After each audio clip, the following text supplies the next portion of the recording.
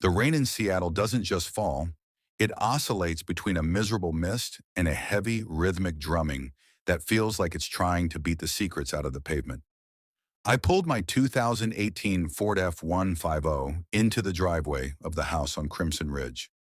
I had built the custom cedar deck on the back of this house with my own two hands.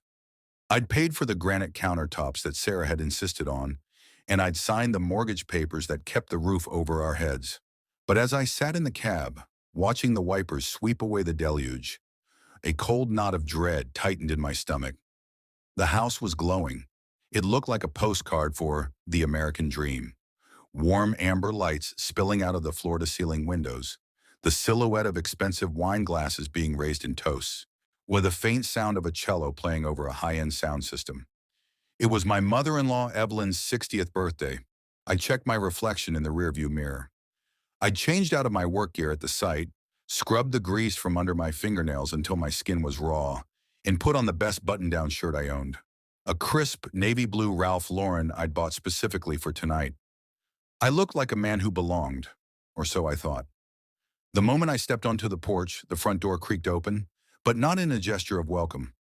My wife Sarah stepped out, partially closing the door behind her to block the warmth of the foyer. She looked stunning in a silk cocktail dress that cost more than my first truck, but her eyes were like chips of ice. "Stop right there, Mark," she whispered, her voice sharp enough to cut through the rain. "Anna, you're not coming in." I froze, a bottle of 1996 vintage Cabernet, the one Evelyn specifically mentioned she loved, clutched in my hand. "Sarah, I'm 10 minutes early.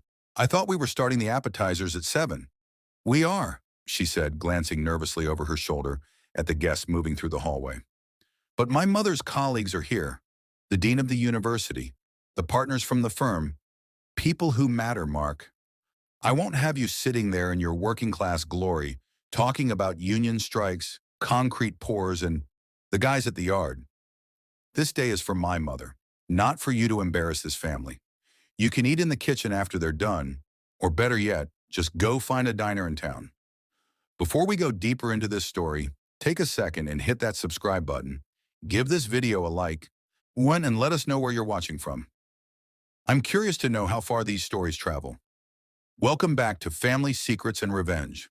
The silence that followed her words was louder than the thunder rolling in from the sound. I looked at the woman I'd spent 6 years of my life with. I had worked 18-hour days so she could finish law school without a penny of debt. I had been the one to hold her hair back when she was stressed, and the one to fix her mother's plumbing at 3 in the morning without a word of complaint.